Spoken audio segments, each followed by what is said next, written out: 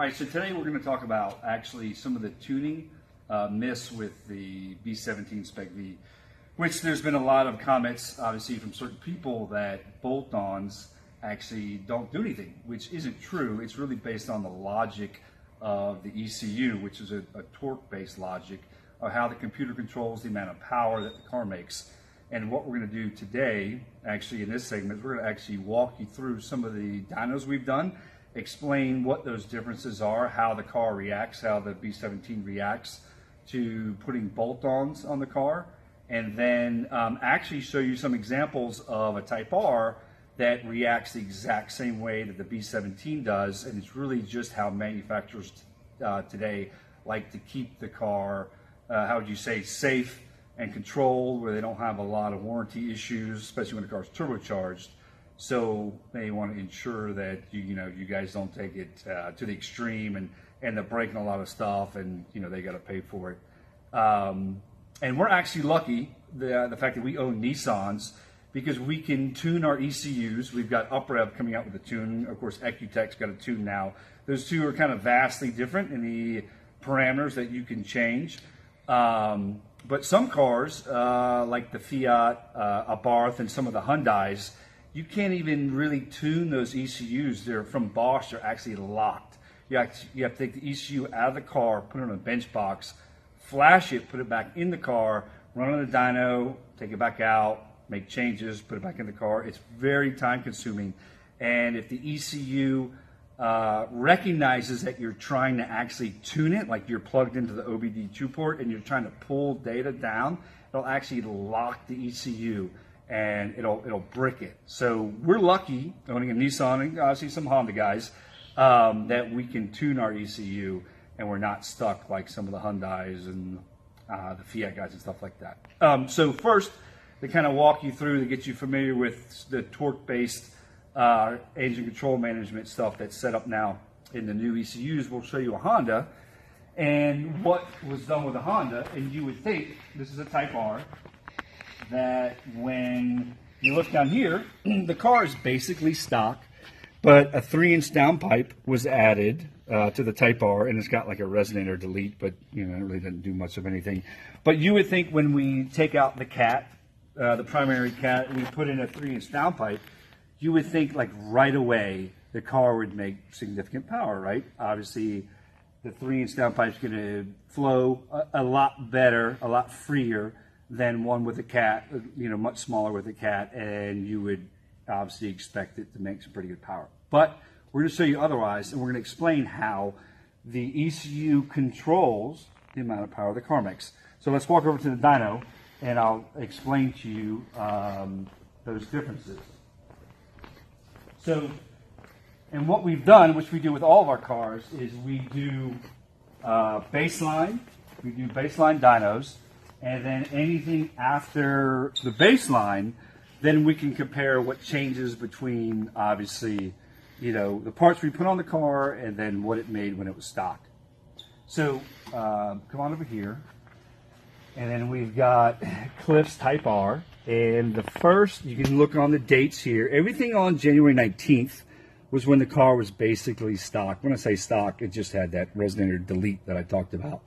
So we'll pick just one of the dynos. We'll just pick 6. They're all similar because, like I said, the car's pretty standard. But, the car made 309 horsepower and 302 torque, which is pretty good. But that's again, these numbers are fairly consistent among Type Rs.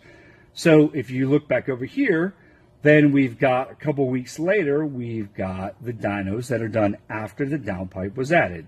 So we'll pull up 2, we'll pull up just 11 and 12 to kind of let you guys look at what the ECU is doing. Now, again, if we look over here, our peak numbers at the top, these are obviously your RPM down below.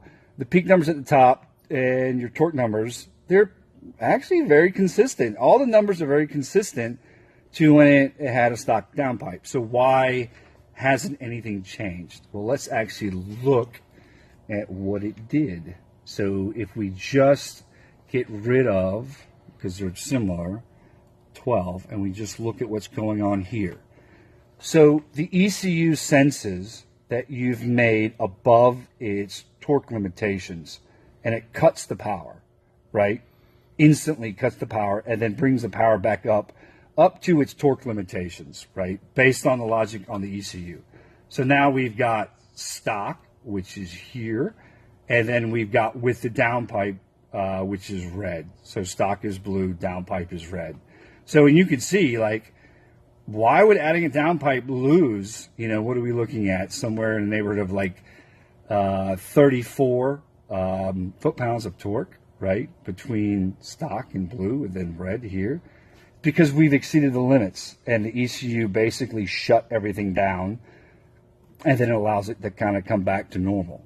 So what we're looking at is, you know, and pan back to me, is the ECU controls based on like so many things, right? Ambient temperature, it looks at atmospheric pressure, it looks at actually if the turbo itself is spinning too fast in some cases, not obviously with the B17, but it can also tell the speed of the turbo itself too, to determine in what range the amount of power the car should make, which is your torque-based numbers, which is what we've got here. So anytime you add bolt-ons and the ECU itself has not been tuned properly, I should say, it's really not going to change too much. Now, when you're on the dyno, there's certain ways that you could trick the ECU so where it can't see those numbers, right? So where it can't tell the amount of torque that it's making, right? Whether it's based on the wheel speed sensors, right? That way you understand the true power that the bolt-on that you've put on the car actually makes by removing those limitations without a tune. And if you look over here, this is what we did with the B17. So back, and if we like scroll all the way up, we've got our baseline numbers, which actually go pretty far back, and then way back in March of 2017. And then we've got all of our dynos that we've done with the B17. But with our cold air intake and the mid-pipe and the catback, we've got numbers that look like this. Now, granted, these numbers, you know, were all dismissed as being untrue and incorrect and things like that. But let me just bring them up. Back to back, back to back. You can see, and then our final number here, which is reported.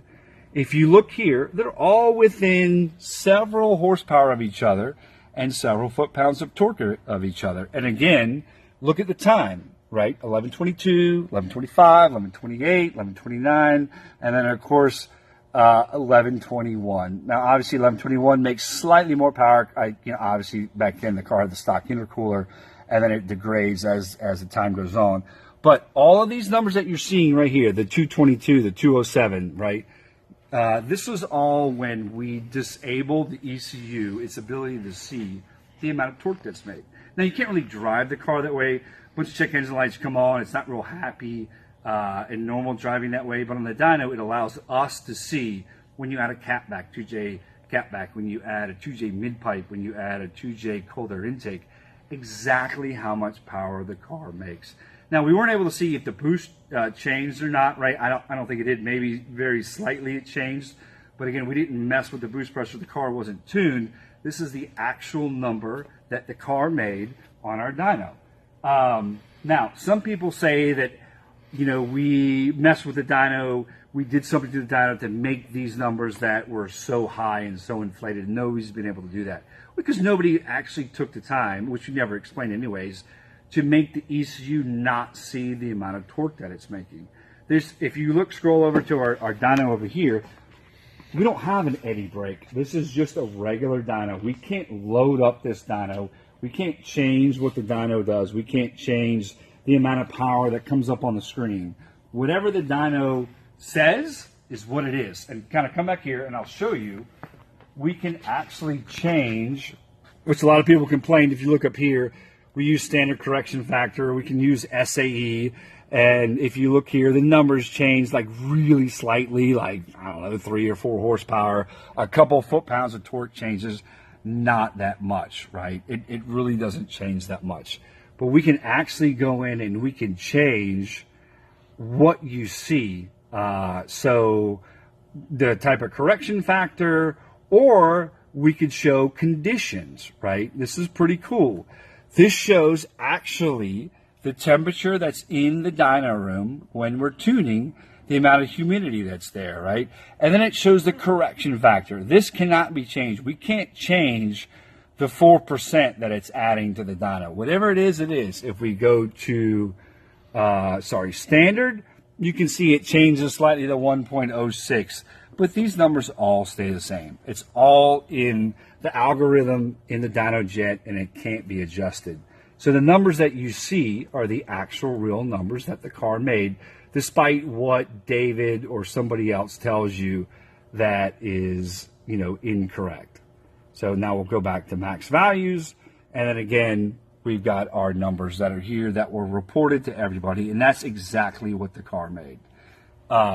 So sort of in conclusion, just want to let everybody know that what we do, the numbers that we post are the actual numbers. They're numbers that your car would make, obviously, if the ECU wasn't controlling the maximum amount of power that the car can make. And like I said, it does it on the Honda, it does it on the B17, I'm quite sure it does it on many other vehicles today. All right, so thank you very much for watching, and then we'll post another one shortly about our intercooler, and those very same people saying our intercooler is too big, we're going to prove to you that obviously it's not. All right, thank you very much.